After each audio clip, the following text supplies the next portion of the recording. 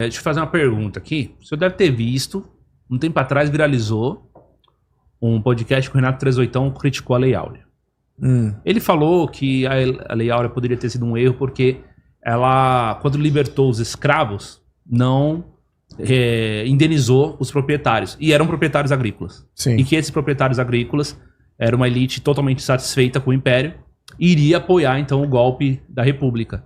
E esse golpe da República viria, então, desse efeito colateral da Lei Áurea ter sido publicada e ter sido feita de um modo a você não ajudar nem os que estavam se tornando livres, né, os escravos. Sim. Porque não deu pra eles terra, não deu pra eles nada, etc. E, ao mesmo tempo, você prejudicar os proprietários de terras que utilizavam da mão de obra, né? Exato. O que você acha disso?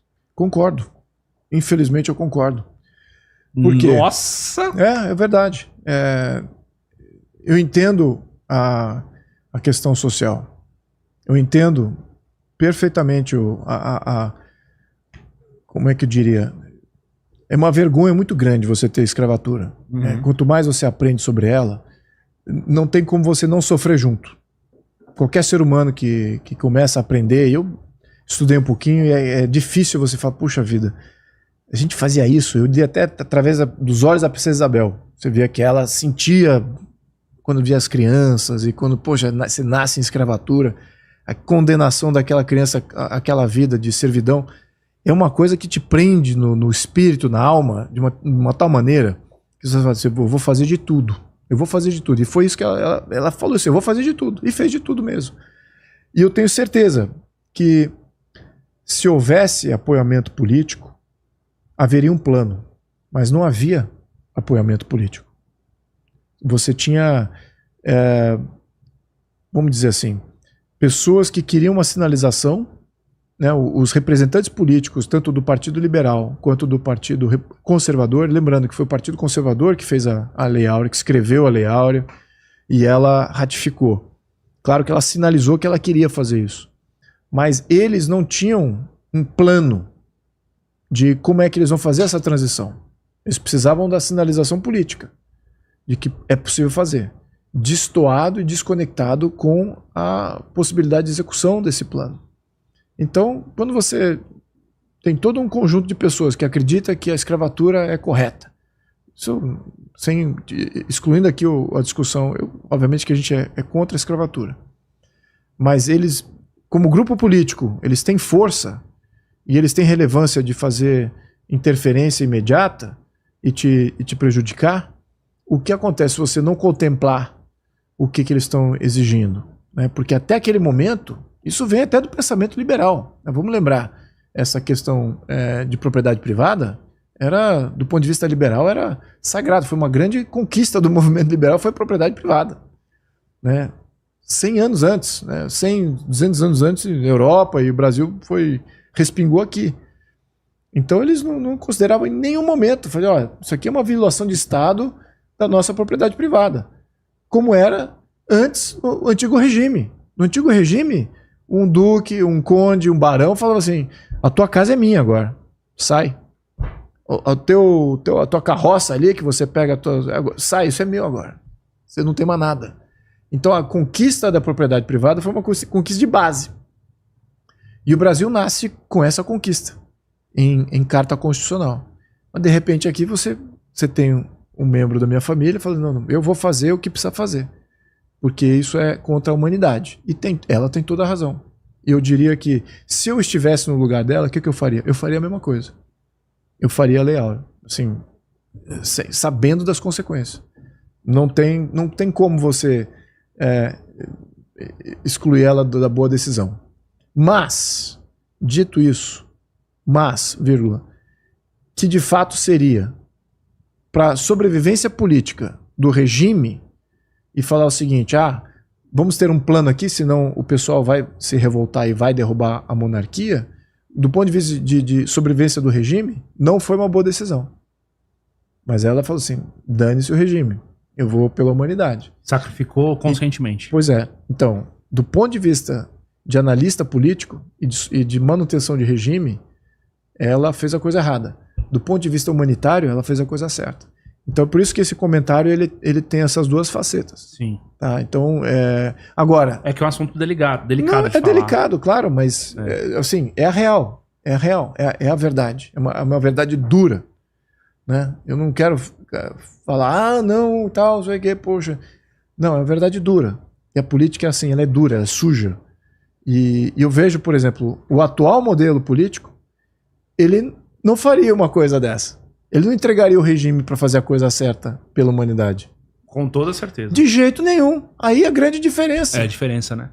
Aí é a grande diferença. Você está lidando ali com um ser humano, com uma família, que vai ter seus filhos, seus netos associados ao que o país está fazendo com parte dos seus cidadãos.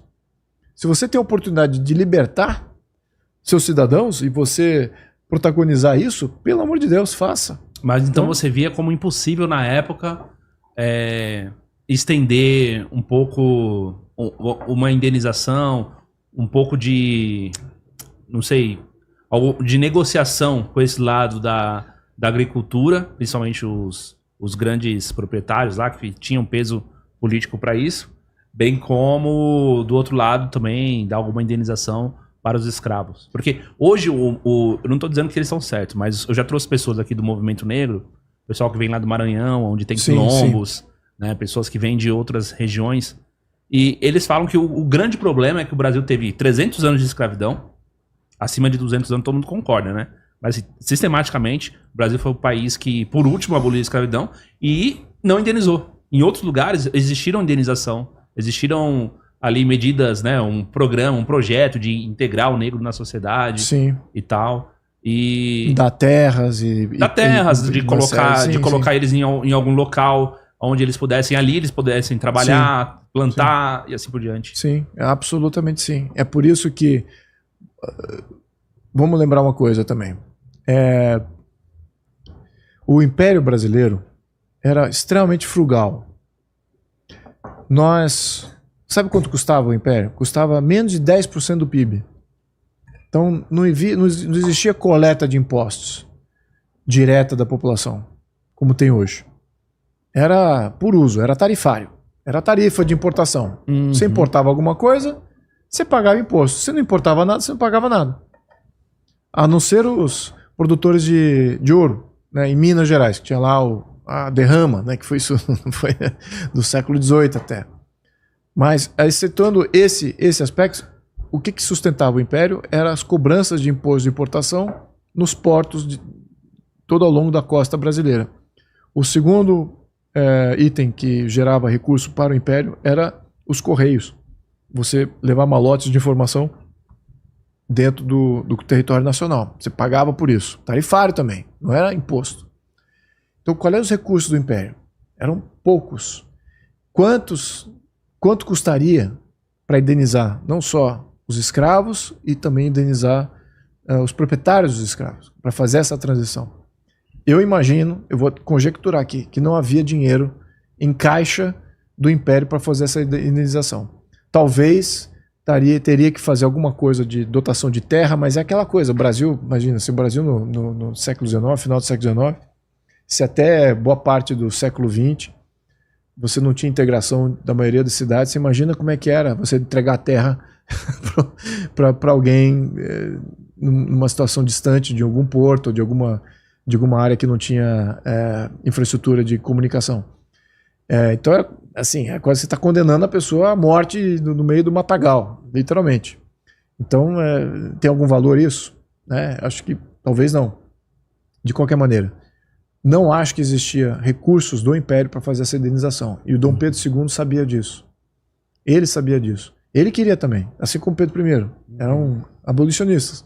Só que eles nunca tiveram poder o bastante para fazer isso. O pessoal pensa que só porque era o Império e tinha a figura do imperador. Pois é, isso aqui... ele fazia o que queria, né? Tem que desmistificar isso em vários níveis.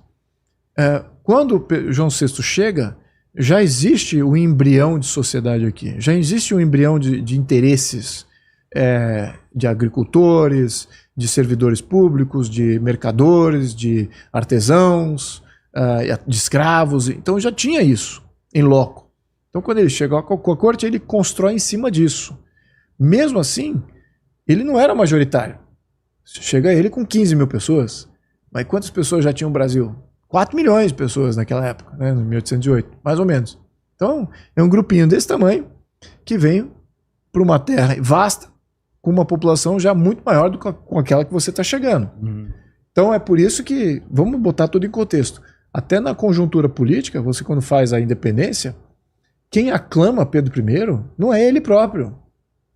Ele não tinha o poder de se autoaclamar. Foi a população, foram os diferentes setores da sociedade brasileira que o aclamou. Muitos que já estavam aqui, brasileiros e portugueses que também se naturalizaram. Então, esse conjunto era o todo. Ele não era o todo. Ele não é l'état c'est moi e eu tenho a maior força. Não, não tem. Ele era apenas... E depois que você faz independência, você perdeu totalmente a força.